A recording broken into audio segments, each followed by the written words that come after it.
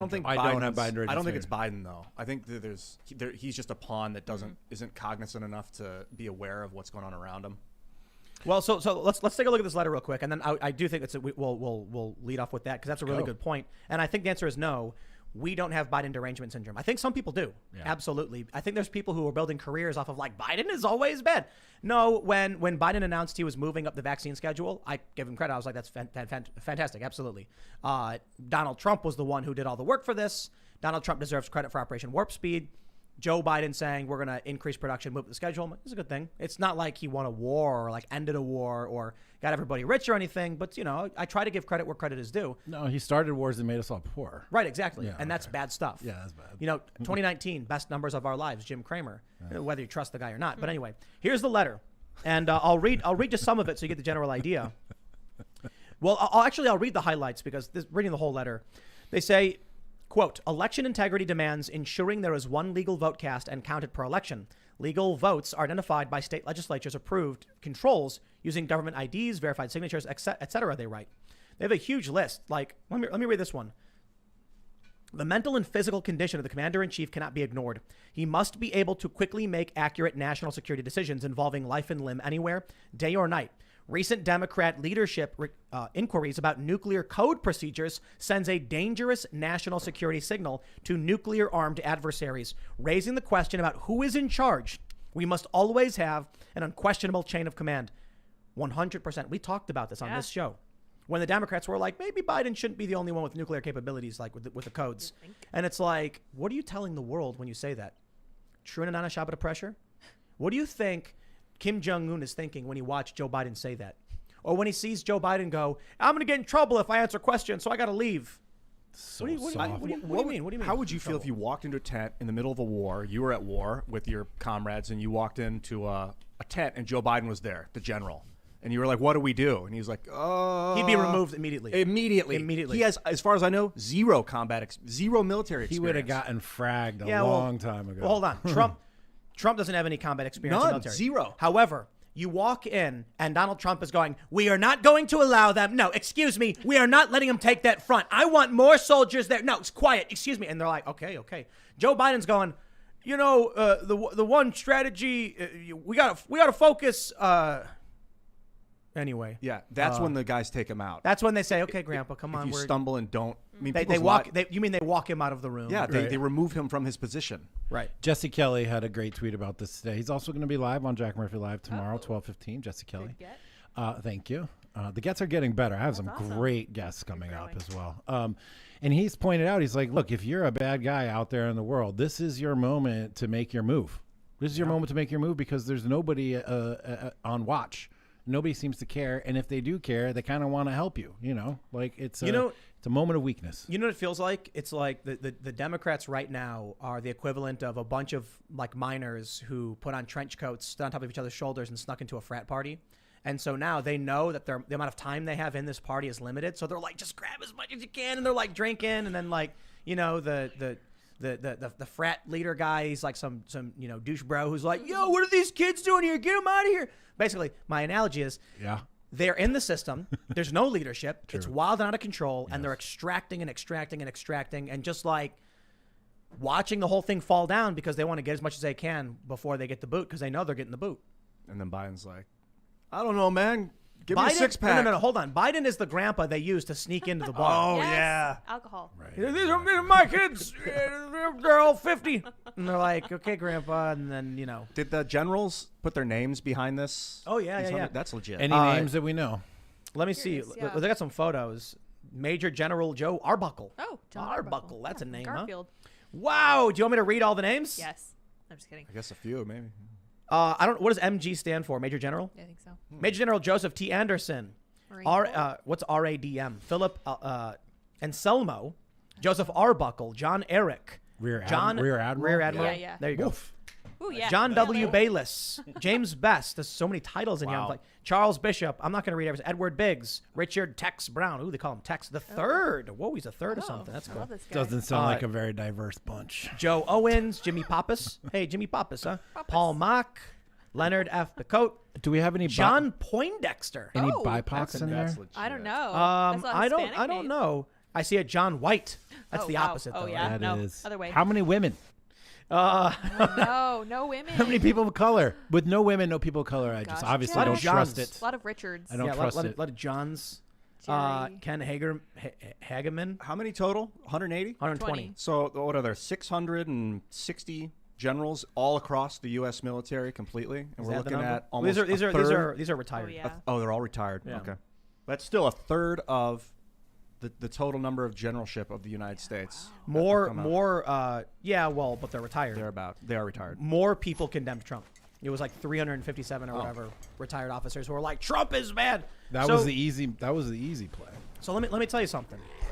You do not have Biden derangement syndrome for criticizing Biden when he's doing bad things. I mean, did you criticize Trump when Trump did bad things? Yes, constantly. Yeah, well, when Trump fired Tomahawk missiles into Syria, Fired Darren Beatty, fired Michael Anton, all kinds of bad things. didn't fire a bunch of people, brought on John Bolton. Yeah. So Not Anton. That was. it's very simple. Asking this question, we're very actively trying to make sure we're not just playing that game, you know? Yeah. And that's actually a weakness in terms of the cultural conflict. The left doesn't do that. What happened? Remember when Joe Biden was like bombing Syria, and this woman, the woman from New York Times was like, waking up on Sunday and there's no tweets from Trump. Oh, Yeah, no, I'm so was- relaxed. Wasn't that Jennifer Rubin? I think Oh, so. Rubin, Yeah, okay. It was, yeah. And I'm like, we just watching the news, seeing like, kids blow up and stuff. But go to sleep. Right. You've been sleeping the whole time anyway, so don't bother waking up. You'll only make a mess of it again. If you Well, speak. look, rigorous investigation is not the hallmark of the left. I recently tweeted out some information from education on the left where the slide said that if you look at data and the only conclusion that you come up with is that if you don't come up with the idea that the system is broken, that for whatever reason that kids have different outcomes, the data is wrong, the system's broken, or you're a bigot. That's it. Huh. It's either the system's sounds broken about or right. you're Yeah, a bigot. I think that's the case. Yeah, that's how you use data. That's what research is all about. Yeah. So to be critical of Joe Biden the way that we were of Donald Trump, I think is not something that we're going to see a lot of on the left. Someone tweeted, they were like, it's been 4 months, and already we're dealing with all of these crises. And then some lefty responded with, how is this in any way the result of Biden policies? And I was like, imagine living in that world where you don't know what Biden's been doing. And for those that are listening who are like, I bet Tim's not even going to give an example. Welcome to Timcast IRL, my friends. Joe Biden rescinded the executive orders from Donald Trump and issued 50 or so executive orders on his own. Some of those executive orders were the Remain in Mexico policies, which resulted in a pull factor, and now we have more migrant children in detention. Another thing that happened was that Joe Biden reopened the Homestead facility and put more kids in cages. They don't seem to care about it. AOC, who once said they were concentration camps, is now saying they're migrant, what did she call them, facilities with controversial records. Big step up from concentration camps. They're Joe 2-star Biden- hotels. That's right. 2 stars. Joe Biden is also proposing that we extend the unemployment benefits of $300 a week for another large amount of time or undetermined amount of time.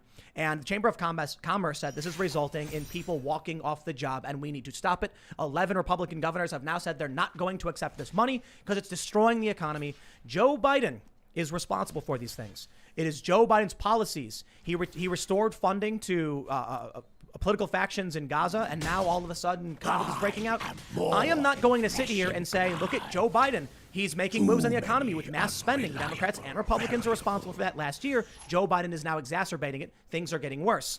Joe Biden is telling people when it comes to immigration, the words of the president matter, but it's also his policies. These things are having an impact. Joe Biden goes in and starts talking about Israel and having to be responsible and having to have accountability. And then all of a sudden now this whole thing is bubbling up. I understand I can't blame the president for Israel and Palestine. That's a huge conflict that goes back a decent amount of time. But you look in Manhattan when people are beating each other in the streets. You look at the actions of the U.S. attorneys who have been cutting loose the far left extremists, dropping felony charges in the Pacific Northwest, and the violence is getting worse. Even finally, the local news is talking about it. So there are just a few examples of what Joe Biden has done, which is causing very serious consequences. And I'll tell you this. Tell me. When he says we are going to continue the unemployment benefits, $16 an hour, and then you see all of this crazy stuff happening with the exodus from the workforce and the left, these young 20-something DSA people, Democratic Socialists, don't understand math. They're like, yay, give us benefits. We shouldn't have to work at all. And it's like, okay, well, if you don't make stuff, you don't get stuff. So if no one's making stuff, then you got no stuff to make or to buy, to do anything with. That's just some of it. Thank you for those examples, Tim. I appreciate that. It's fire. You always have citations. You know who Well, else? it's because I'm not just making things up like, I don't like Joe Biden. According to Ballotpedia, he signed 43 executive orders, 16 presidential memoranda, 69 proclamations, and 13 notices. On day one? He made Since he's been in office. As of dramatic. May 10th. He took dramatic actions, unprecedented levels of executive orders and memorandums, and now all of these things happening at the same time. Surely it was a coincidence. Trump was just, putting duct tape over the holes, and then as soon as he left, the duct tape popped off. That's what happened, right? It's all Trump's fault? No, it's a busted machine. He's Or a Joe cog. Biden got in and said, change, and pop.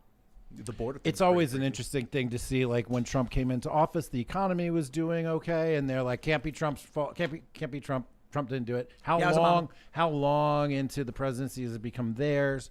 But in this, the economy does take some time. The inflation was probably baked in starting last year, and it's getting worse now with these new packages. But the decisions that he made around the executive orders and foreign policy changes and immigration changes and things like that, those are huge, impactful right now policy changes. Stephen Miller, for all the things you want to criticize that guy for, he crafted an immigration policy that slowed the flow of refugees or of illegal immigrants. It slowed the massing of immigrants at the border. It slowed the number of kids in the cages and the detention centers and the 2-star hotels, depending on who's talking. It slowed all that stuff. They rescind all of it, and now it just blows up. Joe Biden was, under his policies, allowing illegal immigrants to come in who were COVID positive, and then they were immediately released into Texas at a time when you could not travel, you could not go to restaurants.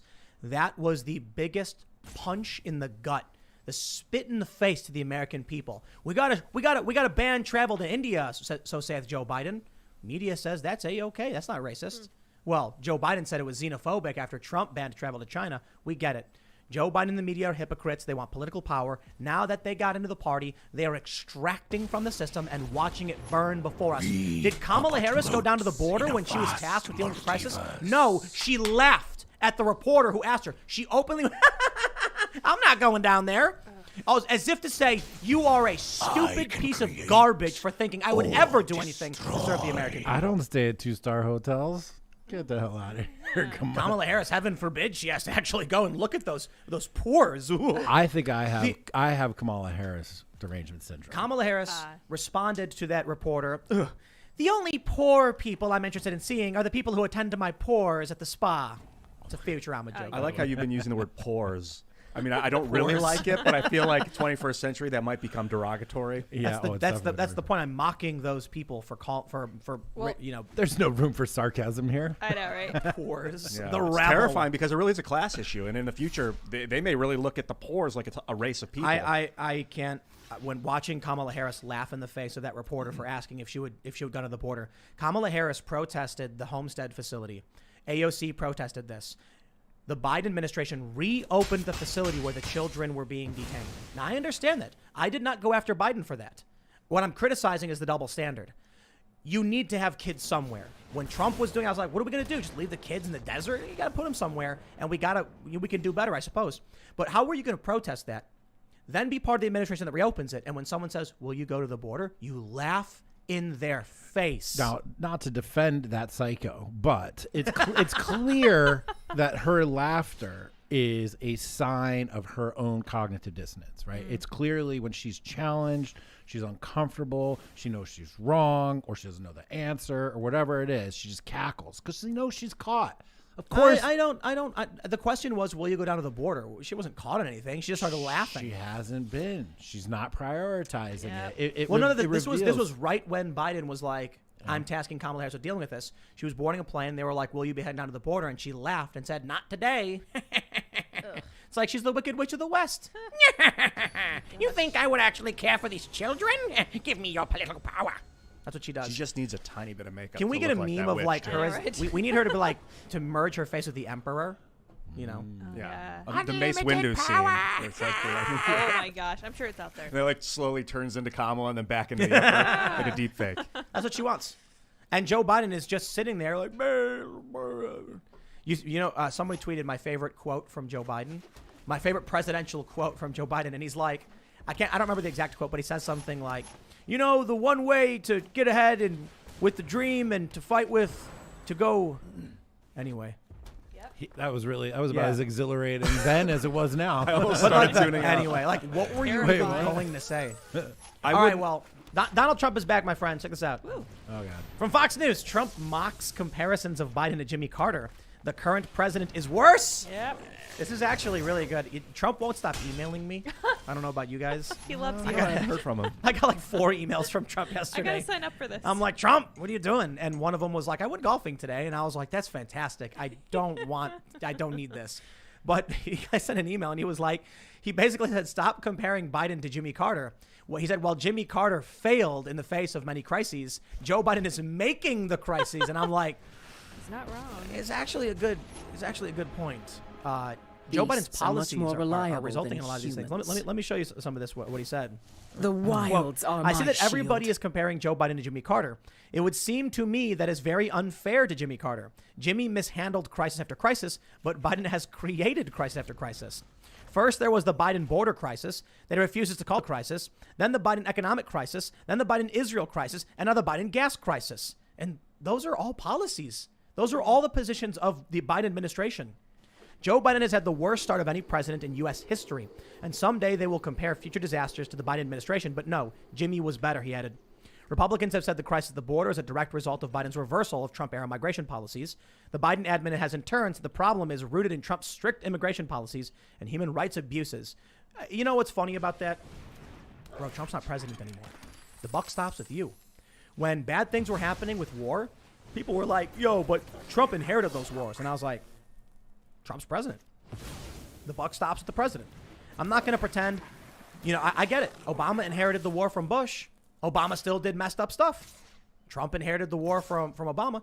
Trump didn't create more wars. Trump withdrew a lot of the troops. Those are good things. Trump still did some messed up stuff. Scars are 8-year-old lessons American girls written killed in Commando Raid skin. almost Not immediately when Trump got bad elected. But for a mouse. man, now that they're playing this game where when Trump got in and the economy was booming, 2019, best numbers of our lives, they were like, no, it's not Trump. It's not Trump. Obama created this economy, and now the economy is really bad. It's Trump's fault. Well, I think the economy was in a bubble when Trump came in. There was just a mass printing raid. Since 2008, really, we've just seen the money increase. And it was the last year of Trump where it really before it exploded, and now it's still expanding. It's just bubbling super fast. Unemployment was very low. GDP was very high. Stock market was very high. People had jobs. Low-end wages were going up. Yep. And this was 2019. This was before COVID. This was before the trillions and trillions and trillions of dollars. It was long enough into Trump's presidency that you couldn't give all the credit to Obama. It was 3 years in. It was clear that Trump crafted an economy that worked for the market and worked for the lowest wage earners in America. But Trump mishandled COVID, the crisis, politically. He didn't mishandle it in terms of the general approach to how you would handle a pandemic, simply because we don't have a control country by which we could measure what would have been good or bad. It was a novel virus. Trump took action. I thought it was good. But politically, Democrats and Republicans were all printing money like crazy. Democrats and Republicans are the ones who created this unemployment stimulus thing. And you had some, like I think it was Thomas Massey, right? Yeah. Who was like, don't give people money not to work. Oh, yeah. But Republicans and Democrats, where was Trump? Trump was very supportive of a lot of this stuff. Trump was very much like, print more money, give the people more money. Yeah. And now the bill comes due. However, I'm not going to fault Trump for a pandemic and an emergency. The problem is what was happening was across the board. Democrats and Republicans, Trump, everybody was like, I don't know what we're doing. The governors were like, Cuomo was like, maybe I just kill 15,000 people. And so Trump could have done politically a lot better. And the reason I say this, Trump should have fired a lot of people. He shouldn't have fired some people. He should have been stricter with some people. And so I feel like when the pandemic hit and you saw the violation of constitutional rights, the federal government could have intervened, but Trump didn't do a lot of these things. He didn't shut down the riots. The riots are still happening, right? So a lot of the stuff we are seeing I should say some of it does come from Trump. However, Joe Biden has been president now for just about 4 months. He has enacted tons of policies, and the major problems we're seeing are a direct result of Democrat pushes, some with Republicans, but the border policies, the conflict in the Middle East, economic crisis, gas shortages. Where's the FBI been? Why this cyber attack on Colonial? The FBI is too busy tracking down grandmas That's who great. took a tour through the Capitol right. on the wrong day. That is Biden's administration, who Indeed is it prioritizing going after bumbling dotards who walked in. And I mean it. Look, I get it. The people who stormed in and were like bashing cops, yes, arrest those people. But they're actually going after, like, they got one guy and it's like the door was open and he was confused and he walked in. They're like, and now you go to prison. That's what they're focusing on. And our gas pipelines are being just shut down. Great. Thanks, guys. I appreciate it. As if this gas pipeline shutdown is going to be an isolated event. No, expect the worst. Hope for the best. Expect the worst if you want to survive. It is a plausible promise that has been confirmed that will feed a decentralized open source activity in this manner. It's clear now that you can independently attack a what'd you say? What? Independently attack a pipeline, shut it down, cause this kind of disruption. It's going to inspire other people to do it. Yesterday they said people were drilling into the pipelines. Like, eco-terrorists were going up to the pipelines, like drilling a hole in it somewhere along the chain. That's what we like. There was speculation about that. Oh. It's Yeah, we been don't know for happening, sure. I guess? I was jokingly whispering Bitcoin. That was the joke. I didn't say buy Bitcoin. I just said Bitcoin. I'm not giving any financial advice. Noik Tib. That's Bitcoin backwards. That's really That was a bizarre Noik and weird. Noik Please Tib. stop with that. Bitcoin. Well, I want to talk about the Israeli thing a Yes. little bit because I don't think it's Biden's fault. That's been going on for 100 years almost. No, and it is it's his sad fault. and terrifying. Did you guys see the video of the rockets flying into Tel Iron Aviv Dome, man. and Iron Dome? Heck yeah. Yeah, I don't want to pretend like Biden takes full responsibility for a conflict that's been going on for a long time, but a lack of leadership. First, we can just say Biden does not have the mental ability to lead at a crisis right now for what's going on. More importantly, you can look to people like Ben Shapiro who point out that Joe Biden started funding a bunch of these Palestinian groups, and then all of a sudden we get a missile barrage a few months in. Oh, I think the idea here is that Trump was very clear in his support for Israel. It was very clear that they were working hard to secure Israel, and it was very clear that they were going to support Israel in doing anything that they had to do to defend themselves. And now that he is gone, there is weakness in the White House at best. At worst, there is a collaborator in the White House, if you're from the Israeli perspective. And so they have now been inspired to begin hostilities again because the sort of the threat matrix is out of balance where it was in balance when Trump was there. And look, I understand there's a big conflict. I understand people are like, you don't know what you're talking about as soon as you criticize anything. When I watch videos of rocket fires, which are random and are hitting buses and schools, civilian targets, and then Israel does surgical strikes on select targets, which sometimes is civilian targets because Hamas and these groups are using them. It's a big difference. I understand, and I hear from the left or the pro-Palestinian side saying they have a right to defend themselves, and I'm like, I don't know if that extends to like blowing up a school. And they say the same thing about Israel. I'm like, maybe you need to stop the people from going into schools and using them as missile bases. I don't know. But I'll put it this way. Okay, all right, I'll step back. I don't know the depth of this conflict. There's a lot of people much better versed in it than I. It goes back to like the Crusades. I mean, it was like a port, a trade back. port. Yeah, Further than 1000 AD. Bible Probably times. even before that. But it now there's the Suez Canal, so it kind of protects the canal, which is the shipping line of the world, basically. It's Biden's fault, man. Look, the end of the Trump administration was the Abraham Accords, and you had a bunch of Arab nations 8 signing months ago. peace deals with Israel, and that was huge. And there was a lot of speculation that this would put pressure on these extremist groups that are firing rockets into Israel to stop, because once they do, things can start to normalize. That was the hope, I suppose. But there's a lot of people who are like, it doesn't matter because Israel is settler colonialism and they should be, removed or whatever. And so I actually see these memes from many of these leftists saying Israel should be removed outright because they're colonists. And they're straight up saying the people in Israel shouldn't get say in it at all. And I'm like, come on. I understand there's a conflict. I understand you think your side is right. But how do we resolve this by saying one side must be purged from the land? That's insane. It can't be. You could go, if I could go back 150 years and say maybe we should build Israel in a different place, because they were originally going to do it in Northeast Africa. And then I think it was the Balfour Declaration. They said they were going to, well, basically what happened was World War I. The Arabs were on the side of the Ottomans. And Well, I'm sorry, man. We'll check this out I really understand, quick. but The I British and the don't French- want to get into this. I don't think anyone here has enough knowledge on the Israel-Palestinian conflict. The issue is a little issue brief. is Joe Biden and his ability to lead, and the Middle and foreign policy, not the history of Israel and why one side is right or one side is wrong. My point is, I don't think that removing one side is the way. I agree with you. It's what it is. There's a bunch of people living there now. And so I don't know what the solution is. I can tell you that under Trump, he seemed to be getting a hold on a lot of the conflict in the Middle East. And they hated him for it. You know why? Well, in my opinion, the military-industrial complex types, these big weapons manufacturers, and the neocons, which are now the Democrats, needed conflict in the Middle East to justify expansion and occupation. Not in Israel, in Afghanistan, Iraq. They want to go after Iran. John Bolton was like, we're going to celebrate next year in Tehran. And everyone's like, yay! And that was Trump who brought that guy in. They want that. But how do you justify occupation in the Middle East when there's peace? Well, that was bad. Trump bringing peace to these countries. Oh, no. Now how are we going to tell the American people that we got to send more weapons over there? It wasn't peace in the West Bank when the Israelis signed declarations with UAE and remember when Donald Trump said they were going to move the embassy to Jerusalem and they were like, it's going to be the end, it's going to be the apocalypse, and nothing happened. Because the Palestinians are like, Jerusalem is our holy city, so to move the Israeli American embassy to the Israeli version of it was the point like is insulting. I don't know. The Democrats are the neocons. Yeah. The neocons moved to the Democratic Party. Now we got, what's the story? 100 Republicans are like, we're going to quit the GOP because of Trump. And it's like, okay, go join the Democrats and be pro-war. Please do. Seriously. Yeah, seriously. And they want war. Joe Biden wants war.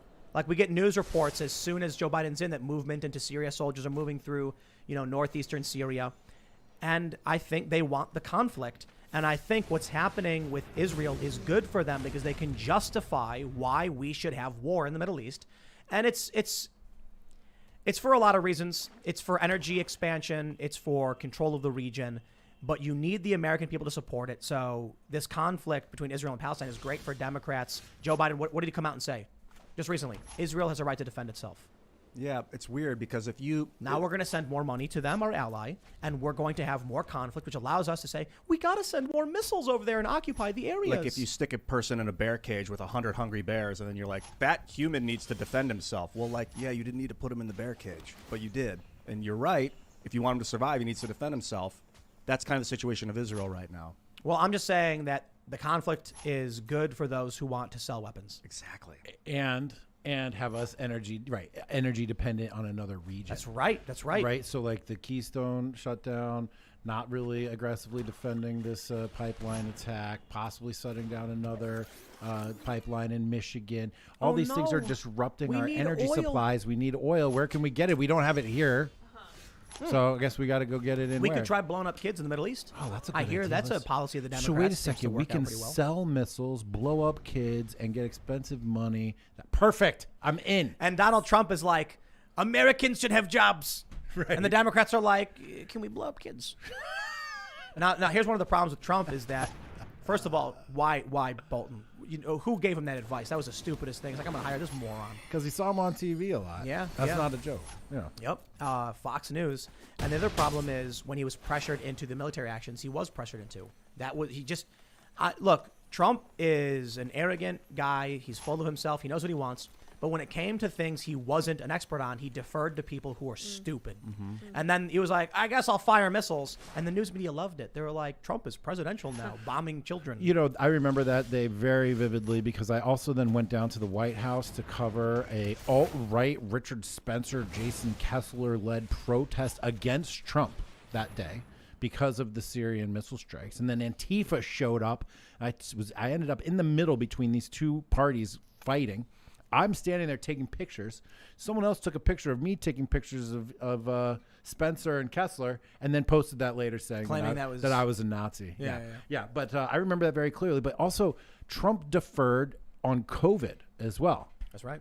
And yet, the media, of course, the Fauci of all people. They weren't really pleased about that. But I thought actually in that case that he deferred to the experts as well as anybody could have, deferred to the federalist system, deferred to the states. He shouldn't have. When it came to the quote-unquote experts, Dr. Fauci. Well, what are you going to do? What are you going to do? You don't know anything about this, and you got a guy that everybody's saying is fire them all. And then what? Find other experts? Yep. I mean, it sounds sounds that easy, dude. No, I understand it's not as easy, especially when they were obstructing. They wouldn't confirm a lot of his cabinet position. They wouldn't confirm a lot of people for his cabinet. But Trump should have just went.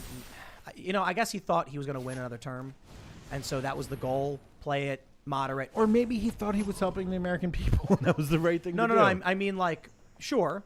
But he also, why didn't he just go and fire Fauci? Why didn't he send in the troops? Re-election. You can only do so much in your first term. Your second term, you get more leeway because this is it. Do what you got to do. But Trump was aiming for the win. I mean, he got 10 million more votes second time around. But you know what I refer to the Biden voters as? It was a political drive-by. These people don't care about politics at all. The people I know who voted for Biden, they're gone. They're posting pictures of the bread they made. They voted for this guy. They come in and they're like, Donald Trump is a fascist, and we got to vote for Joe Biden. And then they do. Now they're gone. They don't watch CNN. They don't watch MSNBC anymore. They're gone. And I'm sitting here, and we're sitting here like, well, the world's on fire. Where are they at now to take responsibility for what they just did? Gone. None. No responsibility. And, of course, when they'll filter it through their mental model of the world, they won't make any connection to any of their behavior, their voting, their supporting of these policies that leads to all these terrible outcomes. And now we're all left here holding the bag. And hey, but good news, there's just 3 years and 8 months left. Oh my gosh, Jack. Yeah, I hear Trump is considering running again 4 years from now. Yeah. Is that how it works? I hate that it is like a reality show, this whole political circus, where it's like, 2 years out, there's going to be nonstop media coverage about who's running for office again. And like, is that really what the human race cares about? Are you kidding? There's so much technology and advancements that we can make on our own. Because rather than reality TV. Look, the Democrats want to burn the system to the ground. They want to extract what they can while they can. And so they have very limited power right now. They have the Senate by a tiebreaker vote. That's it. They have, 11 seats in Congress. And they don't have the Supreme Court except by exertion of media pressure.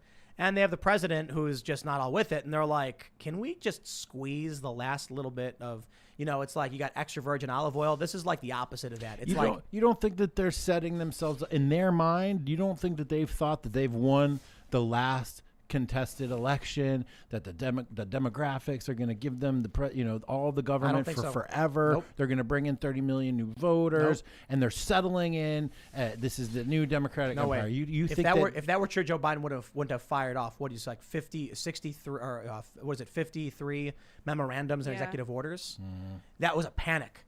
That was him being like, just sign it before it's too late. Yeah, because the political drive-by. The people who can, that's why I'm saying I don't think Trump should run in 2024. I think DeSantis should.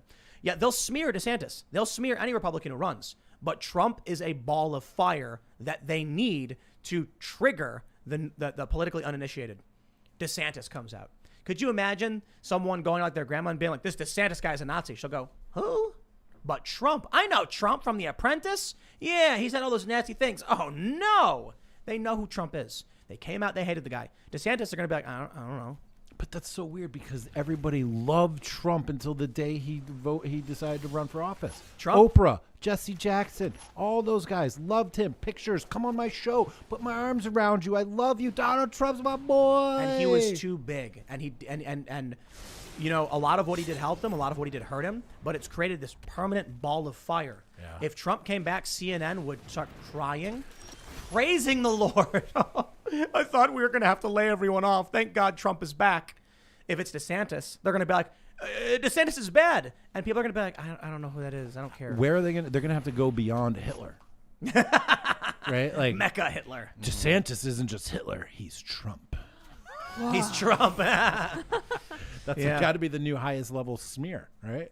I guess. If you've already called someone Hitler. Look, I'm not concerned right now about where we're at in 2022 or 2024. No. It may be the case that Democrats are, they're digging a little dirt hole to sit in like a little chicken or something. They're going to get ready for their dirt bath. You and your chickens. That's right. The chickens. They're getting really big. just I know watching them earlier. That's right. Yeah. I was But just sitting out there watching them. They're huge. look, you look at the story with like Liz Cheney, and the political world is completely irrelevant right now when we're dealing with all these crises. Now, I shouldn't say completely. Obviously, these things will have ramifications moving forward into the political space.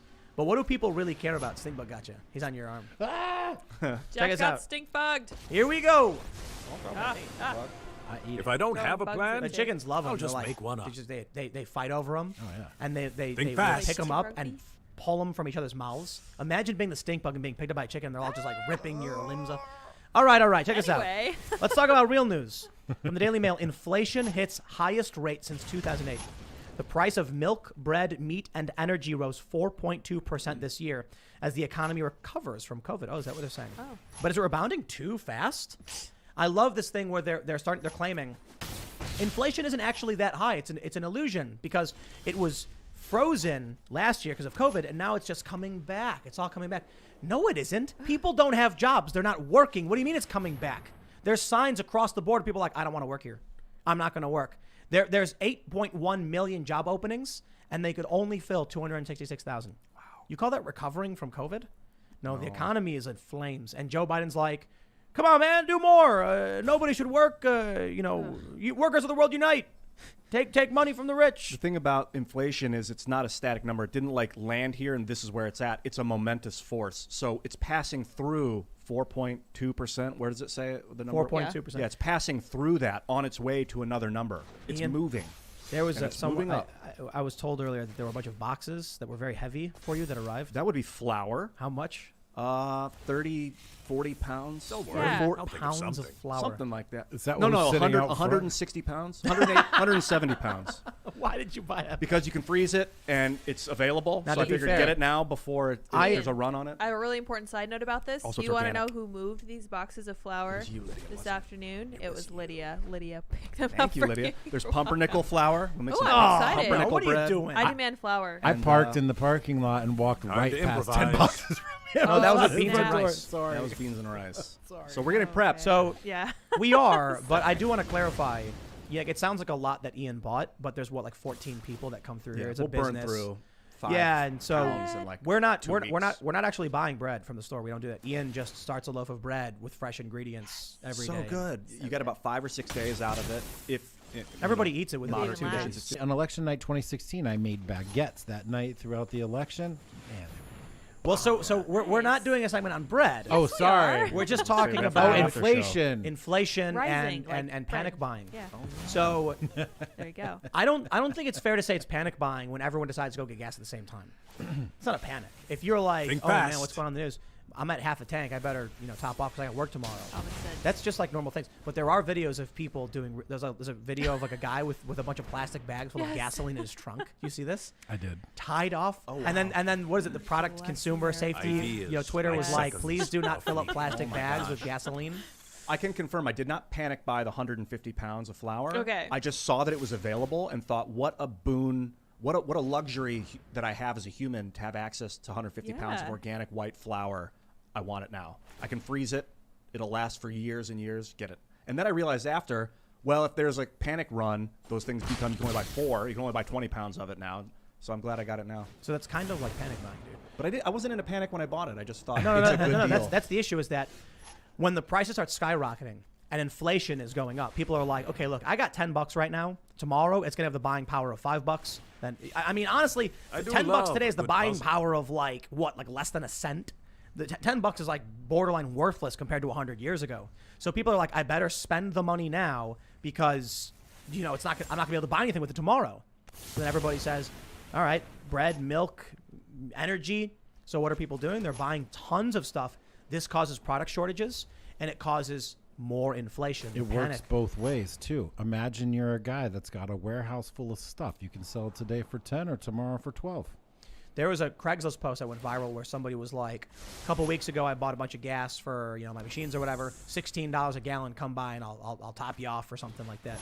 People are hoarding gas now and trying to exploit the crisis because sometimes you got a lot of people who are just bad people. Is that a bad Think person, fast. or are they providing liquidity in a time of crisis, which is a service that people want because they're freely engaging in the buying and selling of that commodity, which they could not get anywhere else except for that price? This is the same concept behind Uber surge pricing, which I fully support. I've gotten totally screwed by it. I've paid $200 for a $20 cab ride before because there was no other cars and it was a surge time. But I paid for it because why? It's the not- only way to get the car. I wouldn't say it's exactly the same thing, right? Going to a gas station when you know there's gonna be a crisis and buying as much as possible to then resell it right off the bat, I'm not a fan of. In some areas, people complain about price gouging on like water, right? There'll be a storm, and then someone will be like $5 for a bottle of water, and I'm like, that's fantastic. You know why? If you buy a bunch of water and drive it into a disaster, You're taking risk. You're buying things. Looks like you can sell it for what I'm you want to sell it for. That's out different. of time. It's the same as the guy with No, the it gas isn't. who took it back to his No, house. He no, took on the no. risk. That would be going to the gas I'm a station right master, before the hurricane hits, and buying all their here's water, my and then standing outside being masterpiece. like, now it's $5. That's not providing a service and alleviating any tensions. That's exploiting the crisis. If you're bringing, so when we saw people got in trouble because they brought water into disaster areas and sold it for like $5 a bottle, and I'm like, there'd be no water there. Somebody decided to drive into the disaster, taking risks to bring water to these people. It costs money. Taking water from the store and then going outside and doubling the cost of it, you're just exploiting people who are in a crisis. Sure. I'm not sure. Fine, I guess if you're a capitalist, you're probably like, well, too But bad. that guy with the gas could have been taking it 100 miles away to a place where they didn't have any gas. You don't know that. We just don't know. Seeing videos of people filling up like laundry tubs with gasoline. Look, as somebody who went to the gas station twice today to make sure I had a full tank to drive round trip all the way out here and make sure I can take my kids around school tomorrow and whatever, I was thinking maybe I should have trash bags full of gas in my car too. because full of gas. if I can't take my kids places or I can't pick them up, then I don't get to see my children. The So it's difference important to me. is you're not filling up trash bags of gas to then resell for 5 times the price at the same location. Okay. You got to wonder, when does it become predatory, I guess? Because there's nothing wrong with marking up your product if someone needs it. You know, like if the story of the umbrella salesman that will sell the umbrellas for $1 until it rains, and then they're $20 each or $10 each. That's fine. And they still sell all the umbrellas. That's you know? fine. Same with water. When there's a crisis, you sell the water for a markup of 500%, whatever. I'm saying that if you walked into Walgreens and bought all their umbrellas and then stood outside because you knew it was going to rain and then sold them for double the cost, I think that's screwed up. Yeah, that's actually illegal in the stock market to buy out an entire service and then relist it at a higher price. I'm just saying, I like, think. you know that, like, you're taking advantage of people. You're not providing anything for society. You're not producing.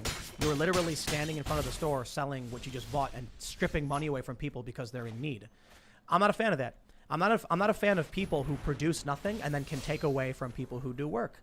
I think it's funny because I don't think that should be a left position, because I'm pretty sure Trump supporters are very much in favor of protecting workers' rights and their right to own property and freely trade and all that stuff. Freely trade, and so I'm not saying they can't do it. I'm just saying I think it's screwed up. I wouldn't do it. I don't think it's illegal After to a resell thousand gas years, for I'm what- getting what's the like hang of $3 a gallon, it's this. $5, 5 times as much, $16 a gallon. I think that's screwed up to do. Yeah, I think it's exploiting people, but if it's illegal, it's illegal, I guess. I don't know. I'm just saying, if he brought the gasoline to some place and he was like, look, I had a tank for this reason, I'm going to bring it into this area. If you bought a bunch of gas in West Virginia where there's gas and drove it into North Carolina and sold it for $16 a gallon, I got no problem. You're bringing a product to people who are in desperate need, and you're taking a risk. You can charge whatever you want for it. It's yours. If you're buying it from the gas station and then going, all right, now if you want gas, I got it all. I'm like, dude, screw you. You know? That's messed up. I think Michael Brown was doing that with cigarettes. Part of why the cops. He was selling Lucy's. It's different. So he would go into the store, No, no, buy no, a no. pack for $12, and then he'd come out and That's sell not the them each same for thing. $1 a piece. Isn't Not that the- what he was doing? That's not Michael Brown. Michael Brown was trying to steal cigarillos or something. You're talking about Eric Garner. Oh God. Eric Garner. People look. Not everybody wants a full pack of cigarettes. Right. So imagine this. Imagine if you had a pack of cigarettes and I was like, "Yo, Ian, can I get a cig off you?" And you were like, "Give me $1." I bet. Okay. Yeah. That's what he was doing. But he was standing right outside the store where he bought them. And the stores don't like to sell Lucy's Right. that way, because then people won't buy a pack of cigarettes. Exactly. But it's not the same thing. He's not exploiting a crisis. He's exploiting, in that instance, that people don't want a full pack of cigarettes. So I get it. It's a nuisance to the business, but it's not the same thing. Especially if you're right outside the door. If he bought all of the cigarettes, and then when people were like, "I need a cigarette," it's like, "Too bad, they're all mine now." You got to pay double. Plus, you need a That's messed license up. to sell tobacco. I don't know about gas It's different. or water. I don't think It's you different. do. It's least for it's water. someone going into a place and taking, so that no one else can buy it, and then demanding more from Yeah, other people. They age didn't- old. The richest can go in, buy up all the resources, and then resell them for more expensive, and that's been outlawed. I don't know the exact laws, but I know that that's Not a you fan. call it free trade, but that means it's definitely there's oversight. It doesn't mean anyone can sell anything. It's called a monopoly. Yeah, you're not supposed to be able to have monopolies. Yes. It's called monopoly when you buy up all the stuff and can raise the price because there's no other competitors in your market. And when there's chaos and the lack of oversight because of a disaster, then how do you track it? It's challenging. That's a challenge. Well, you know what would happen to that guy if it's like the only reason people are allowed to do that is because the government protects them. That's the reality. Do you know? Imagine if there was no police, and some guy pulls up to a gas station and fills up, a bunch of 5-gallon tanks Then he puts it up and it's like out of order. And then he turns around with a smile on his face and says, it was $3. Now it's 16. You know what's going to happen? They're going to walk up and they're going to take it from him. He can get his ass kicked. Or they wouldn't. I mean, he'd be like, hey, don't take my gas. And they'd be like, you can't do anything about it. Thanks for the free gas. So the government protects that guy when he does it. That's the problem. Because if it was truly just a more libertarian or free market, yeah, that guy would be able to do that. They'd be like, I ain't playing that game with you. But the police would be there in 2 seconds to defend him and his property. And so it's a hybrid system that allows him to exploit people this way. Kind of messed up. If only we had a social worker to distribute all of the gasoline equally amongst all of the little birdies in the nest. Hey, man, first come, first serve. You go to the gas station, you got cash, you can buy it. You fill up your tank, that makes sense. I think if you pull up and you got a 10-gallon real red canister and you're like, look, I'm filling it up because I got a lawnmower or whatever, I think that's fine too. And people are freaking out over that. There's stories where like a woman, out here went to a gas station and she filled up her car and then filled up like a 5-gallon thing and people were screaming, you're hoarding, don't steal our gas. And she's like, I got a lawnmower. This is so dumb. Are people yelling at the guys in the SUVs who have a 25-gallon tank and just saying, hey, okay, to the Fiesta with the 12-gallon tank? Right. They're yelling at those guys. The whole thing is dumb. The whole thing is dumb. But filling up like 10 tanks and then being like, now it's $16, that's something else. So I'm kind of like, maybe we need to get rid of the police in that regard too, because then people wouldn't do it because they'd be worried about their neighbors. Right now, the cops protect them. If you actually had to worry about upsetting, offending, or wronging your neighbors, law is less relevant. What's more relevant is whether or not you're being a good person. Or unless you have like bodyguards and a bunch of weapons, and then you decide to charge $30 a gallon for the gas that you just bought up. Yeah, it's still wrong. 50 people, if there's 100 cars, how many bodyguards are you going to need to stop 100 angry people when you take all their gas away? 7 that are fully armed. Nah, it's not going to happen, bro. I mean, if they're not armed, they can't do anything. They have an armed force. And you've got armed populations in a lot of these states. A lot of them. So you can have a bodyguard, but if you start stealing the gas from 100 people waiting, dude, if I'm waiting in line, it's not stealing if you buy it. Yeah, I'm sorry, I don't agree. You just got there first. I'm too playing the bad. devil's advocate here. I'm talking about a guy who's filling up 16 tanks, and then taking all the gas. Capitalism. No, I think it is illegal to do stuff like that. Right, and so the point is, in a community without protection of the government, that wouldn't happen. A guy's gonna get out of his car and he's gonna have a gun too. It's up in the air what would happen, because Glad I could help it with might your not not happen. being There on might be fire like, hey, you problem. can't do that to us. This is our society. Or it might be like he's more powerful and he's like, I can do whatever I want to you. This is my society. And then they're like, I have nothing. I'll work for you. Bro, we have a Second Amendment. People in these states have guns. You can have 10 bodyguards, but if 100 people got out of their cars and they're screaming, I don't think those bodyguards might stick around for much longer. It's not so looks like simple. someone's man. getting a The little only reason sweaty. people are able to do these things is because the government protects them when they do it. Otherwise, they would be terrified of the riotous mob that's coming to basically take their stuff. I think it's more who has the most force. Not if the government. Almost like if someone back in the day had all the money and wanted to buy up all the resources and hire all the military, and there was no government, then they would be the new government. Sort of, in a lot of ways, but they still have to deal with death and conflict from people who resist. Now there's a monopoly on violence the government has, and they allow people to do this stuff. And regular citizens won't do anything about it because they know they can't, because the cops will come and shut it down and the courts will shut it down. If it was just a system where people were like, don't wrong me and I won't wrong you, and there was a shared moral framework, we wouldn't be dealing with that kind of stuff. People get like strung up in cities, and it's different. We need a rule of law. We need fair and just courts. Now what we're dealing with is everybody who hates everybody else or doesn't care, completely indifferent. And so they're like, I don't know you. I don't care about you. I don't care if you're sick. I don't care if you need insulin. I'm going to take and I'm going to keep. So now everyone's just every man for himself. And you can't function that way. It's funny because the left are collectivists, but they don't actually care about the true collective, like the country, the community. So they claim to be, but they're only collectivists with their tribe who try to seize power from others. Whereas conservatives are collectivists in the sense they believe in the nation. Not every conservative, I guess, but most conservatives are nationalists. And so that's about we as a country working together, agreeing on certain things, functioning together, having certain respect for each other, and letting people live. The problem is the culture war is two different moral frameworks. The left doesn't care about any of that. I like the individual versus collective mentality, because if I care about you and you and you, I care about us as a collective because I care about the individuals.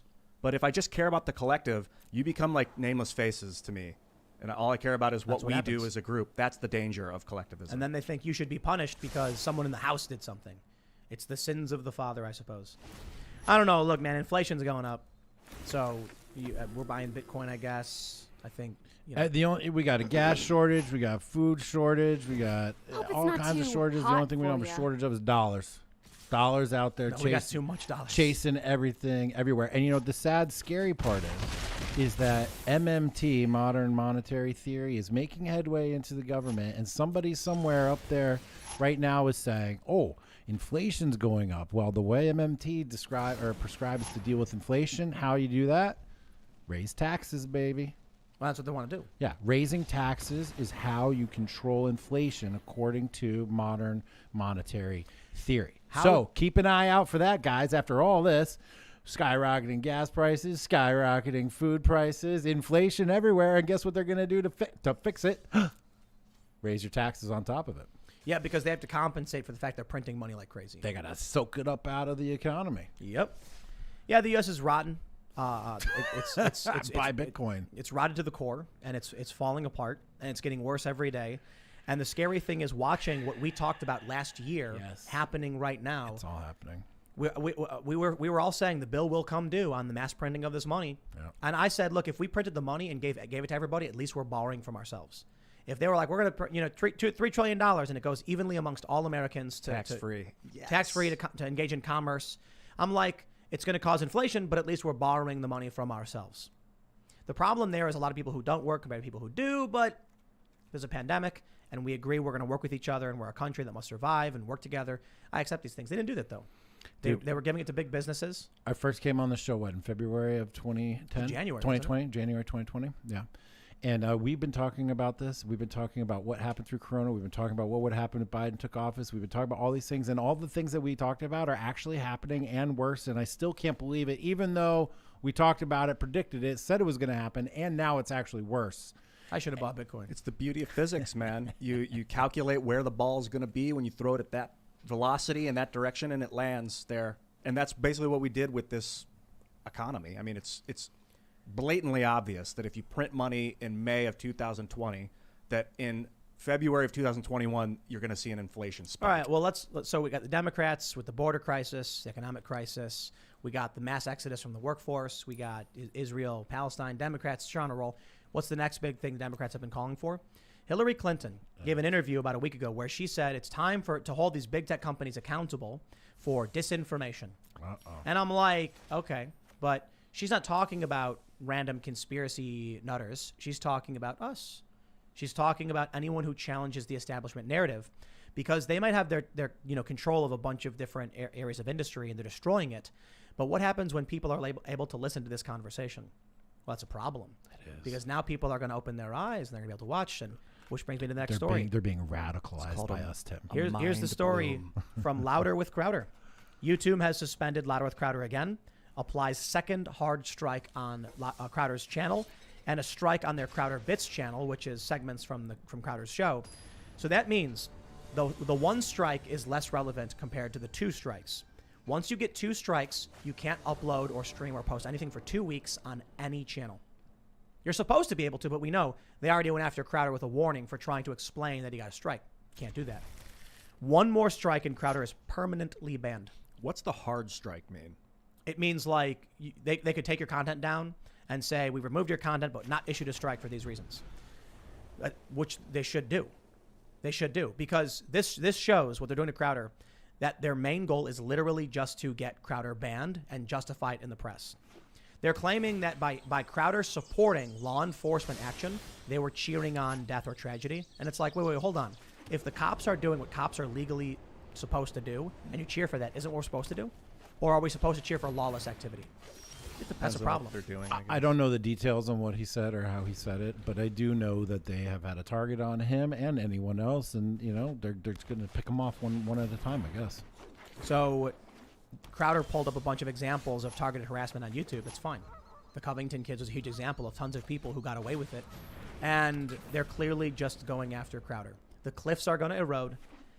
Look, I don't know, maybe the Crowder people don't want to hear it when I say it, but I think they are gearing up to nuke Crowder. What happens is, as an admin, I was an admin at Minds for like 5-6 years or something. So from my perspective as an admin, when you start to see users that you start to resent because they do so much stuff that makes you make decisions about, is this a violation or is it not? And you have to like constantly be thinking about it and stressing about it. And then you start to resent the person. and that's what's happening. These people, they're admins that resent him and are looking for reasons to destroy him. Maybe, right now, ban his content. but they're also heavily targeted by Media Matters. You Google search Steven Crowder, and it's all basically Media Matters articles. And I think a lot of it, what it is I don't think it's personal necessarily. I think that there's people at Google who are just like, we are getting slammed by Media Matters. So just err on the side of it's a strike. Don't give them the benefit of the doubt. What should happen? They were talking about Micaiah Bryant, who had a knife, was at to stab a woman. And they said, sorry, it's justified. That's the way the cookie crumbles or whatever. And they said that was glorifying death or something. What should have happened is they should have sent a message saying, we've taken the video with no strike to inform you that this is not acceptable for future reference. That's it. That's considered like a soft strike is when they take the content I mean, down. people would just call it, like a strike from the channel or like a removal or whatever. And I don't think they should have either way. I'm just saying, if they were actually concerned about Crowder's like demeanor or attitude, they would have taken it down and said, we're not giving you a strike, but you can't do that, all right? A hard strike is basically like, it's supposed to be when like a person gets naked on camera. Well, actually, I think you do that, you get permanently banned if you like just like go crazy. But there are some channels that have exemptions for showing nudity and stuff if it's science related. But like strikes are supposed to be, you spout a bunch of racist stuff and you're angry and yelling at the camera and they go, yo, boom, gone, strike. You can't do that. Don't do it again. Crowder was like, an officer came. Here's what they did. Well, that's the law. That's what happens. And YouTube was like, strike. Yeah, based on well, I don't want to set myself up for anything, but I can't believe that I have no issues in comparison to an issue like that. That makes it very clear. Like getting strikes? Yeah, I mean, I'm backing out of this conversation not to draw any attention to my content in particular, but it does seem to me that is an overreach, and it's part of their overall plan, which is how do we get rid of Crowder? It's not like enforcing their rules to the letter of their rules. Same thing with Alex Jones. Yeah. It was very obvious when they were going after Jones, especially with Sandy Hook stuff. I'm like, dude, I get it. The guy said dumb things, but that was like 8 years ago, and they keep bringing it up, and I'm like, it's the weirdest thing. That's what they bring up every time. And it was interesting to see. It was coordinated with every major network taking him out at the same time. They didn't like him for his political message. Does he say, outrageous things? Oh, definitely. Yeah, we got content removed on this show because of things he said, because they don't like him, even though they were like, no, it's fine, you can have him on the show. And then there are certain people that they will just try and get rid of, and they will not give the benefit of the doubt to. So the problem is, technically, we all work for YouTube because they're the boss. They could fire you whenever they want, which is why we set up timcast.com, so that way they can't fire us. They can kick us off the platform now, but not terminate our positions. So the truth is, though, if Crowder gets nuked, people aren't going to leave YouTube. They're not going to do it. Joe Rogan left YouTube for Spotify. And this, in my opinion, was smart. First of all, he got paid out. Good for him. But it also means that he's actually safer in a lot of ways. I know there was this attempt on Spotify by employees to get him banned, and then there were some episodes that got removed. But it's a contract where Spotify knows what they bought into, and so Joe is allowed to say things he can't say on YouTube. Tons of things. He still has to be careful because Media Matters goes after him, and we know that companies are suckling the teat of Media Matters, desperately terrified of them because they're pathetic, spineless losers. But Media Matters or the companies? Media Matters. The companies they're both. Yeah. But Rogan still has it's different. He can't be banned outright. He can get criticized. He can have to apologize, but they're not going to strike his content, remove him, or things like that. So the problem is people didn't go follow him. A lot of people did, but a lot of people didn't. And a lot of people have said like, oh, I'll watch his clips. I don't watch the main show anymore. I haven't watched or listened to a single Joe Rogan episode since he went to Spotify. I've listened to one. Me too. I just got it last week. Bill was like, you got to get the new one with the military guy that was talking about aliens, UFOs. Legit, dude. I listened to one in the sauna. How was it?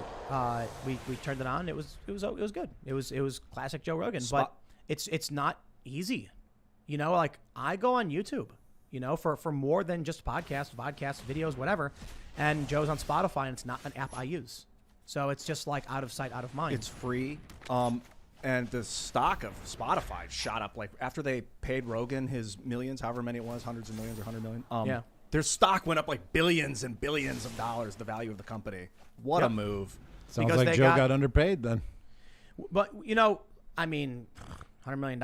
And he's free. I know, but the market says very specifically that this $100 million acquisition translates to how many billions of dollars of market cap. I hope he got equity. This is why I think, I'm a very different person from Joe, for instance. I would have just started a podcast network. I would have created an app. I would have created the Podcast Show app, and I would have announced we're going to be signing podcasts to this network, and it would just take over. It would dominate. And then that's it. And you know what I would do? I would tell the big networks, you can plug in to our feed, and it's going to work out some deal, some cash deal. And then people, I'll tell you this, if Joe said he was going to launch his own podcast app, and then he went to a bunch of top podcasters and says, how would you like to be the first 10 podcasts on my app? They'd be like, sign me up, bro. Totally. What do I got to do? Because people would go to his app. It might not be the same as he's definitely going to get more viewers than Spotify. Cause I don't think Spotify gave him audience. He gave Spotify audience. And then imagine you look at some of these other bigger podcasts. Now their name gets to appear right next to Joe. That would have kicked it off. And then Joe could have done a deal with the other network saying, okay, you want to syndicate our content. Now you got to pay us a royalty fee. But he's already a wildly famous and wealthy guy who's done what he wants to do. Or you could just take $100 million and keep talking to your buddies in your basement. Exactly. Not too bad. I think it worked out for him. I think he's stoked. He's takes a lot of the heat off. His stuff is amazing. He gets to hang out and talk about things with less I understand. Look, I don't know if Joe wants to be the biggest fish in the sea and that's his goal, but I understand the mentality of being like, I'd like to have less viewership because this is too much. Because you're a big target. Everyone's coming after you. The bigger you are, the harder you fall. Joe got $100 million. He can hang out with his friends, talk about what he wants to for the most part. And he's probably like, this is great. I can hang out with my friends and have conversations, and I don't got to worry as much. And he doesn't have an ISP either breathing down his neck anymore because he just uploads his video to Spotify, and it's that's great. Yeah, pros and cons. I think a lot of people were upset because he is a very powerful figure in the culture war, but his position has diminished since leaving, iTunes and YouTube and all that stuff. To go work for some silly Swedish company. Google. Alphabet. Isn't Spotify? They own Spotify? I'm pretty sure, yeah, Alphabet. Really? Is it Google or Alphabet? Yeah, could you Google it? Oh, my God. Could you Google it? Oh, my God, that's great. Google Can should not be a search verb. and verify. I'm pretty sure, it's owned by Alphabet. So it's just from one company to the next. What? It is, right? I'm about to look. Did you look it up? It is. Daniel Yes. Eck, co-founder. Yeah. Who owns it? Which company? Alphabet? I think it's Alphabet. Did you look it up? Sure. I'm pretty sure. That's So- disturbing. Did you look it up? No, I'm looking for it. Did you just search? It's taking a long time. Yeah, it is taking a long time. So Daniel Eck. Yeah, it All just right. shows. Did he the sell it? CEO. Anywho, Joe Rogan's on Spotify. I'm not watching. I'm on Google, Spotify, Google though. acquired Spotify in April of 2017. Oh, there you Yeah. go. There you go. For $41 billion.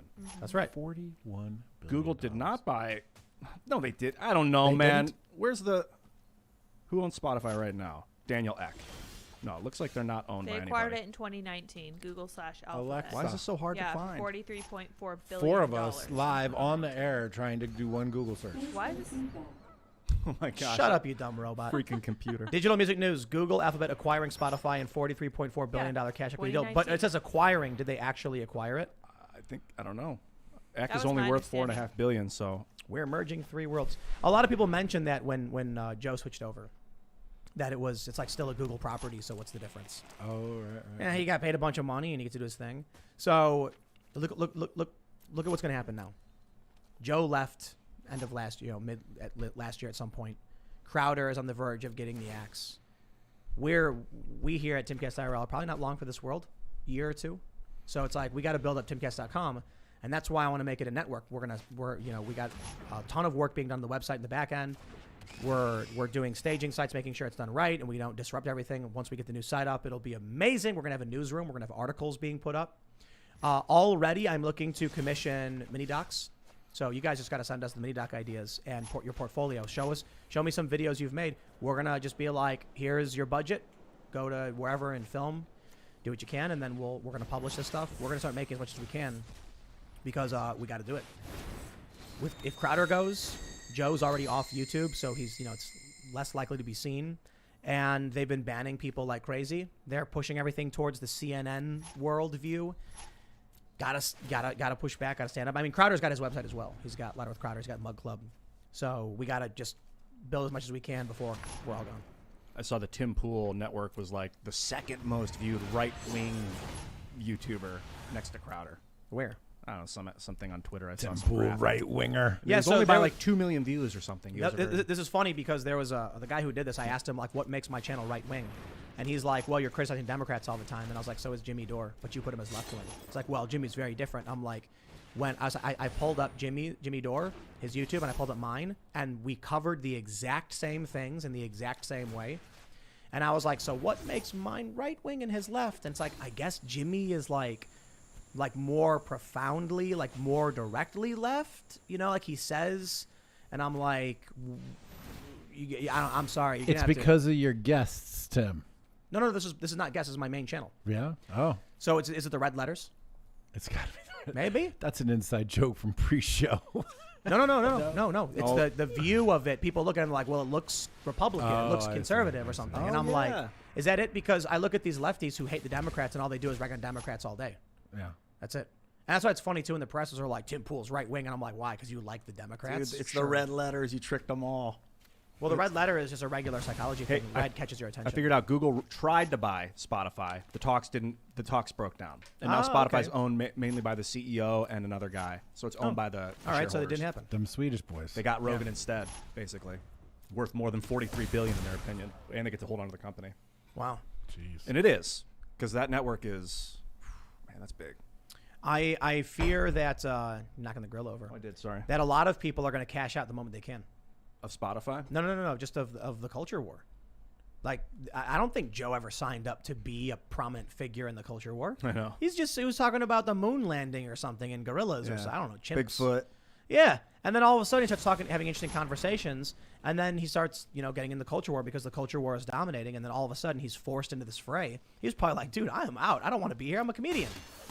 For us, like, we're more political, cultural politics, hard politics. It's a very different space. And I bet there's a lot of people who are saying, look, I'm not going to name names, but there are some people who have been posting about this recently that they used to make political content and then were like, dude, I never was into politics. I don't want to do this. And they've bailed out and they're doing non-political things. They're like, I want to get away from this. Going to video games, going to skateboarding, whatever. Because it's exhausting. It's terrifying. It's alienating. It is awful. Politics is terrible. It's stressful. It's full of anger and hypocrisy and hate. It makes you a target. Makes you a target. It puts you at risk. For most people, it doesn't pay very well. Danton, French Revolution. One of the guys, there was like Robespierre and Danton were like buddies that kind of started the French Revolution. Danton was quoted as saying before he was murdered, executed by his own people, that it's better to be a poor farmer than to meddle in the politics of man. For sure. And I thought about that yesterday. Being a poor farmer, that sounds like a rich life to me. As long as you can eat and you got the fields and you got your land and you got your safety. Until one day they show up and they say, you there, give me your chicken. And you're like, I guess. And you hand it over. Why does the tax man have to be French? Wait, he said French. It was Danton. Oh, hey, don't blame me. Sorry. He was talking about the French Revolution. I'm just the messenger. Like, wait, what? I think you're right. I think getting out of the political sphere, because if we're entertainers, then if we talk about politics, people really care, especially if you know what you're talking about. Kind of like what Trump did. We were talking about doing Bikini News Hour before the show. Here's the goal. You make a video where the first minute is a review of one of these like Instagram women, and then you talk about Israel-Palestine. So it's like the thumbnail is always like a woman in a bikini, and then they click it, and then you're like, this is a beautiful bikini here, this woman. So Instagram. No one can steal this now. Here's the name. You ready? What? Thoughts and Thoughts.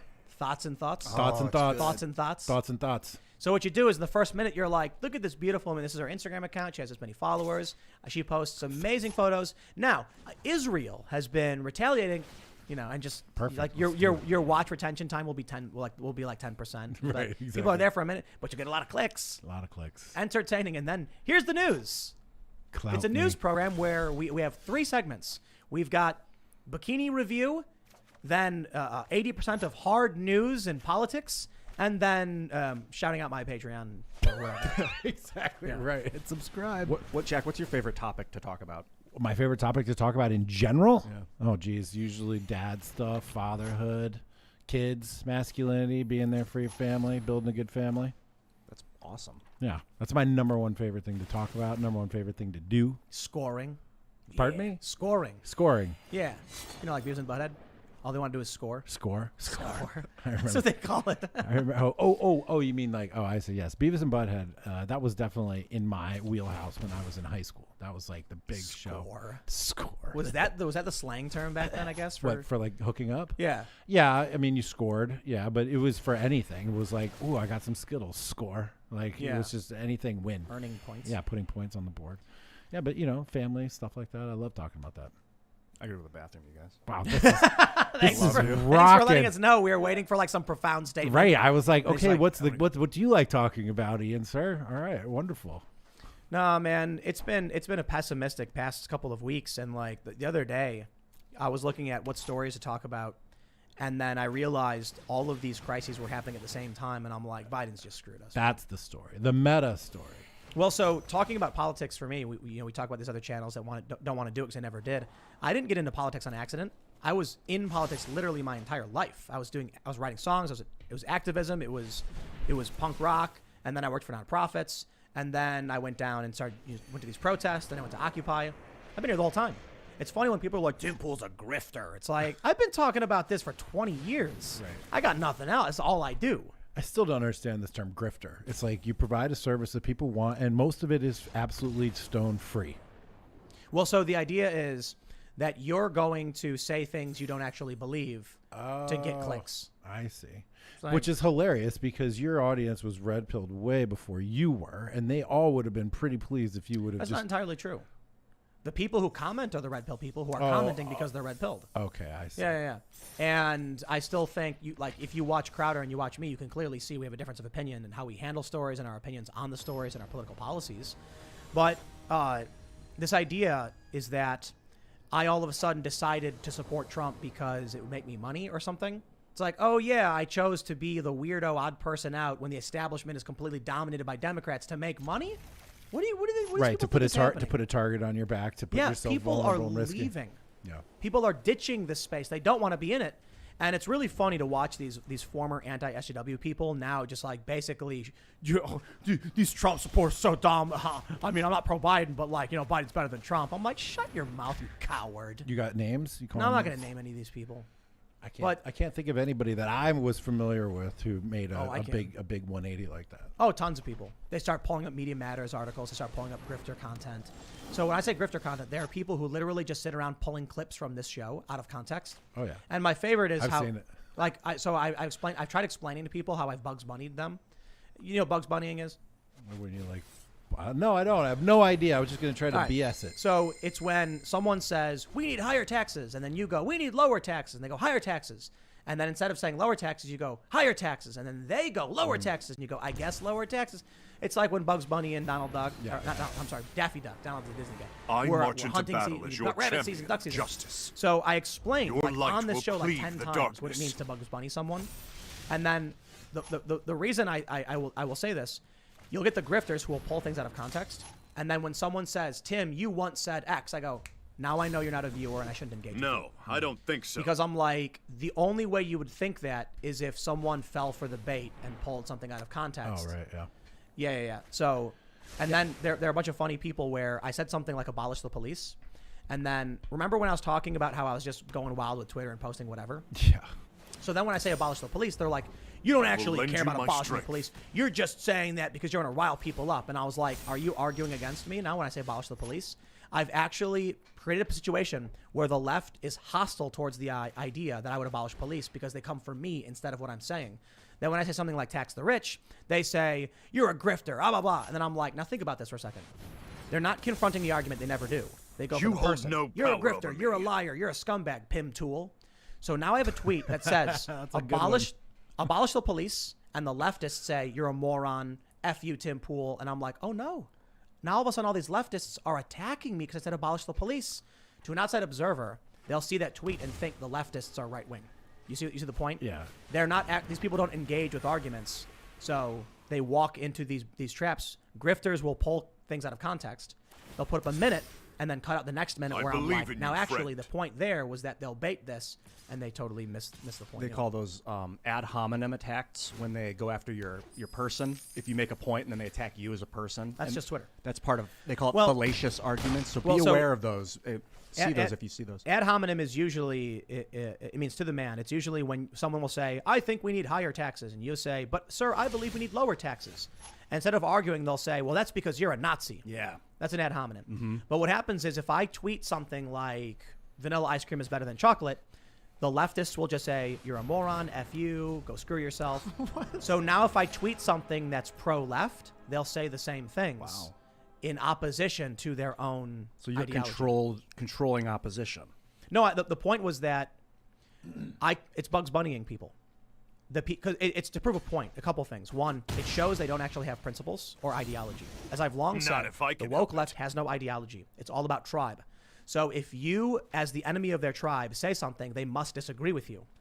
Now, I can say things like tax the rich, abolish the police, and Joe Biden's tax policies don't go far enough, and they get angry and say, F you, you're stupid, this is wrong, because they hate me as an enemy of their tribe. Get it? I used to think that people need a villain to like rally around, and if they have a villain, then they'll unify. So I tried to become the villain, and it kind of worked, but it didn't really. Be the villain? Yeah, I tried to be the villain so that people could be like, can't be the Ian's villain. an idiot. You have Ian's no the power problem." over them. But then at least they're rallying and unifying for something. But I think it's manipulating people, and it's My sword. I'm is almost to your the point end. where it's, I felt this way every so often. Like, we've been sitting here talking about this stuff for some time. Have things gotten better? some Jack? things. Like what? What things? What things? What things? Peace in the world? The grand situation. No. Inflation? No. Energy? So at no. what point do we just say, I'm going to take a bunch of money, I'm going to put it in a liquidity pool through Uniswap or something to get a massive return and just dip out? I believe we were all plotting that right before the show, as a matter of fact. my friend. So basically, for those that aren't familiar, simplify it. It's a crypto ATM. And you can put money into it, and if you have enough to invest, you get a massive return because you're operating in an ATM. Why bother working? Buy property, rent it out. To help people, that's my mission. But nothing's getting better. Well, It's getting worse. You don't always see it on the surface. The surface tensions are boiling, but like the systems like mines and like decentralized networking is advancing. Who is Intelligence. the dude who was pushing the rock? Was that Sisyphus or? Sisyphus. That was Sisyphus. Sisyphus, I thought yes. so. Pushing He was the pushing- rock up the hill. Yeah. Yeah. So imagine At the end. this guy's got to push the rock up the hill for eternity. Yep. But at least the rock's going up. Not Prometheus. No, No. these guys still. Another Prometheus, day. yes. We're like Sisyphus, but the rock's slowly pushing us down, and we can't lift it, and we're like, So you're like Atlas, but you're actually fatiguing. It's done. It's crushing you. I wouldn't. I'm not saying I'm fatigued by any of this. I'm just questioning: are we doing something wrong? Well, Is there a light at the end of the tunnel? Yes. If everything's just getting worse, It's got people are diminished- getting banned. People are getting removed. It's like wind resistance. The faster you go, the more resistance you're going to experience until you hit terminal velocity, and you can't go any faster. You can keep hitting the gas and burn more and more and more, but you cannot go faster because of the resistance. Well, no, That's you can. You a just burst natural- into flames. Yeah, you'll explode or whatever. But there's a terminal velocity where you cannot because of the resistance, and that's also with communication. And you can talk about certain things so much until the return gives you, nominal return. I kind of feel like in the end, you just wait until CNN collapses under the weight of its own lack of credibility, and then there's going to be a massive boom in spaces like this, so long as YouTube doesn't shut them all down, or they get banned.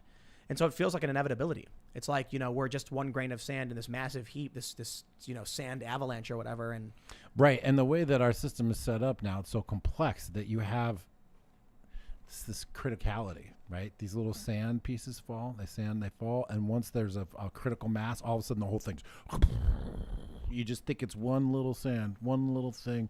And then all of a sudden you have a massive movement. Same way with we need like avalanches. an anti. Exactly that. But- Avalanches occur based on power numbers and a self-organized criticality. It can explain avalanches using complex system science. Forest fires, I think, are similar in that regard. I think as well. lightning works like that. The Yeah. runaway breakdown theory. I'm not familiar A few with that, electrons go, and then a bunch of other ones fall. Actually, Oh. one electron goes, and then another, and then they just follow. but yeah. No, that's interesting. But it does happen. And the hourglass is usually the very good example where you just see the little grains pile up, and then all of a sudden they all just kind of flush down the side. It looks very stable. It looks like you're just adding one grain at a time, and then all of a sudden the whole system's done. If anything, I learned from last year is that what we're projecting is likely to occur. We're being logical about it. We're pretty accurate. So far. Centralizing power in one social network seems like it's faulty. Seems like there's a lot of possible failure points. So I would imagine that at some point it will fail. I don't know for sure, but we should live as if it will. I think it's kind of what we're doing with timcast.com, creating external networks. And I don't just post on YouTube. The posts go up on BitChute and Minds.com. Minds.com, Same, me too. Same exact time. Jack Murphy Live. And They're so- mirrored. Right. It all when I post one place, it goes to all the places. Yeah. So that's like if I guess we get banned from YouTube, we just start posting directly to some of these other platforms, and then have timcast.com as the central hub. But the truth is, man, people stay on YouTube because YouTube is the one app where everything is. Yeah. But then it means your opinions are filtered through that machine. And well, what's been great is I've been able, through this audience that I've been introduced here to get a lot of guys to sign up for the liminal order. And in there is where we do all of our premium content. And I don't mean just like having talks. I mean like workshops, coaching, classes, seminars, academies, actual real life instruction, real world events. We just had 60 guys meet up for a jamboree in Illinois farmland, lots of gun range time, lots of barbecuing, sports, feats of strength. It was a lot of fun. What can you explain liminal order a little bit? Liminal order, yeah, it's my organization. It's an all men's organization based on values of masculinity, brotherhood, and sovereignty. We are in tune with all these issues that we've been talking about here, Tim, all the censorship, all the political oppression, the tyranny that's coming. And we decided, hey, this is our answer to this kind of crap. We're just going to disconnect from these networks. We're going to create our own network. And we're going to work together to serve each other, to build a stronger network so we can all get better. And it's been incredibly powerful and effective. We've got almost 600 members now. And we just had like 60 of them for a weekend in Illinois of doing a bunch of guy stuff. Barbecuing 120 pounds of meat just for dinner. We had a whole armory out at the gun range there. We did feats of strength. We had campfires and sports events. And it was a blast. Did you go? I definitely went. Sounds epic. It was epic. That's why I got a little sunburn here. My nose is all peeling. That's why you're using the shea butter. I was using the shea butter. So that's the liminal order. And that's our same idea, is to get off of these networks that you want to be off the grids you want off of and on the grids you want to be on. And that's the future for us. I got good news. That's the liminal order. We just got the parking lot resealed. I saw that driving up today. I was like, man, it looks and smells like beautiful fresh asphalt. It smells here. awful. It smelled like progress, man. We're also having the crew come in to finish tearing down some of the old insulation and ceiling stuff, which means we're really close to having the garage venue cleaned out and properly set up. And then we're actually going to do probably like weekly hangouts. So it'll probably be like every Friday night will be a small thing for certain members. It'll be probably really hard to get tickets, to be completely honest, because what we're doing is that if you're a member at least $25 or higher, then you're going to see the post before the standard $10 members. And so we're doing that for a few reasons. For one, you're getting access to something specifically, which is we'll put up the post saying tickets are available. There's 20 available to come for the Friday night, hangout session. But it's also like the $10 is just to watch content. You don't want to come here. You don't want to show up. And it also helps us filter out any potential threats. It's like a vetting process. You got to be a legitimate member, and we're not going to tell you when the post will go up. So it's harder for extreme weirdos like far left to figure out when and where. Almost like we should send out an email to members so it doesn't go public. There's not like a public. It's not going to be public. It's going to be posted to the site for only people who give 25 or more. And then it's going to be at a random point throughout the week. And then it's going to be first come, first serve, which means it'll be really difficult probably for a lot of people to get the limited access. Sellouts every night. And the tickets are going to be relatively cheap, but for the most part, the selling of the tickets is just another way to try and screen out potential threats or whatever. But look, there's like Antifa weirdos who would pay $1,000 to get here and do something crazy. Totally. Looks like I need to raise my membership tier up to the $25. Mm-hmm. Jack, yes, you're here right now. Oh, I'm here right now. I'm here. Did you play music? Yeah, you could just show up. I didn't even have to pay. Do you play drums?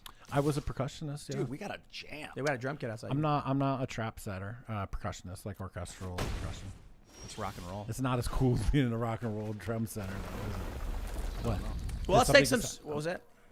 Can you adjust Tim's camera? I think you kicked Oh, it. This one right you here? kicked yeah, it. it got booted. No. Don't grab from the camera. Grab from the gold part. Yeah. Thank you, Lydia. How dare you kick my camera? Tell me when to stop. That's good. There you go. Perfect. Jack was trying to make sure that there were two cameras. Oh, it's what's moving it again. doing? Why is it doing that? Interesting. It's being pulled Hello, by a everyone. I'm cord. here in the corner. Jack's trying to make sure Ian gets two cameras. Can you please Why put is it Tim's rotating? camera on me, Jen? Tell me when to stop. No. You just stop, but it's it rotating needs to back be as soon as you let tightened. go. Yeah, look Look at at that. Huh.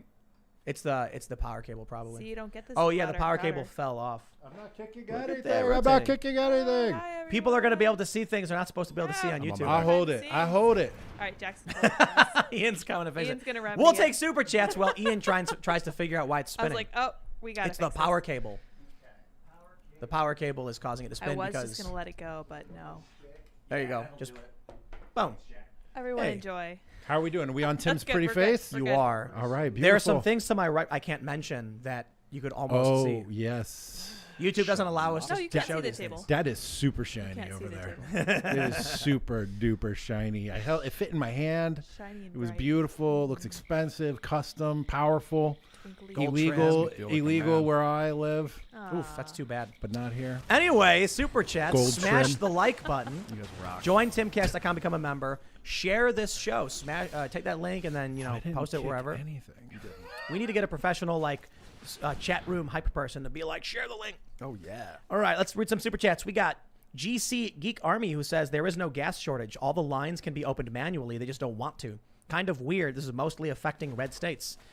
I think so too, and I pointed this out today and the day before. A bunch of stories from 2 weeks ago where they were saying there was going to be a gas shortage. CNN, Fox, The Guardian were like, expect gas shortages this summer.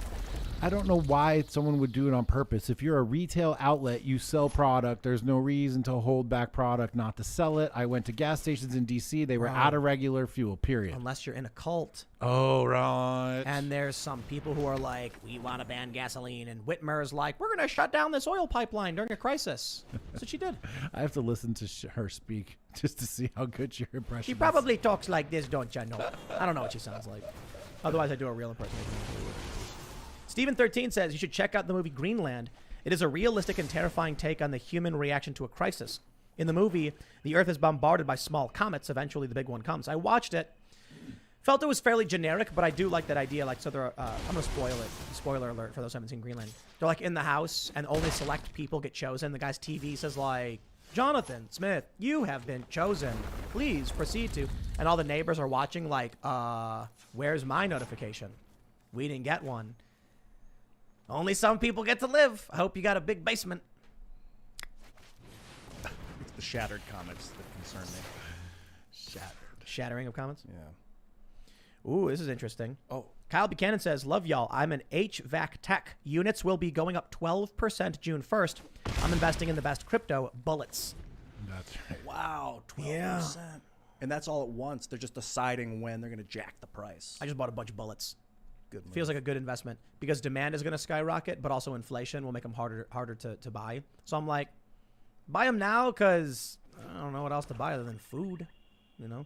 But that's the joke people are posting on Twitter is how many bullets do you need to get, you know, someone's food? And it's one. It's just one. That's Yeah, right. that's it. But in actuality, it's just a gun because you could have nothing in it. People would still get scared and just give you what you want, you know? Maybe batteries and solar panels. Hopefully it never comes to that. We don't want to live that way. I want to be able to like just chill with a rocking chair on the front porch and be left alone. I want to bring this awesome technology to everyone on Earth. Nelson Sepulveda says, Tim, you are wrong. The government and the media said the truth. There are no line for gas. If there is no gas, there is no line. I tweeted that. I was like, can't have a line for gas if there's no gas in the station, right? It's not a shortage. There's just not enough for everybody who wants it right now. Yeah, there's none. That's not a shortage. It means there's none. Brad81 says, you need to have Tom McDonald and Shoe on Head on your show. If also, like to see you on the Drinkin' Bros podcast. I have spoken with Tom McDonald, I believe, on more than one occasion. He is awesome. His music is fantastic, but he has it's just really difficult right now for a lot of people. And I think I can't remember. I don't want to put Shoe on Head on the spot, but I don't think she wanted to. I don't remember for sure though. Maybe she said she couldn't do it because I think a lot of people can't travel right now. But trust me, a lot of people are like, "Why don't you have these people?" We asked everybody. I like everybody who follows me. I've emailed or DM'd, and a lot of people are like, "Nah, I don't want to do it." I don't look. Tom McDonald and Shoot don't need to come on the show. They have their own massive platforms to speak their mind and do what they want to do. Yeah. So it's like, why would they fly out here when they have, you know, like Shoe has like 1 million something subscribers. He doesn't need to come out here. Tom McDonald puts out a music video and gets like tens of millions of views or whatever. He doesn't need to come and sit here and talk to me. So that's a funny thing. I see a lot of people who have like these shows and they're like, you need to come on my show. And I'm like, no, they don't. Yeah. Like they have their own show. That's why I like the idea.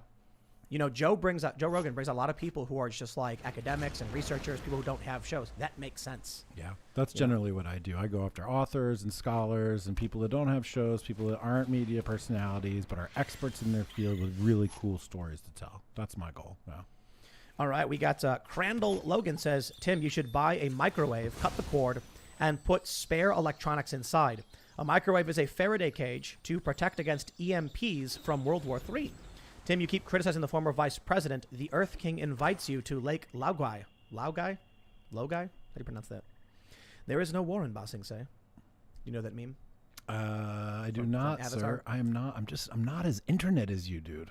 So in the show Avatar, there's a war going on between all these nations. I saw that. And in the Earth city of Ba Sing Se, the government doesn't allow anyone to talk about it. Oh. So they keep people in the dark.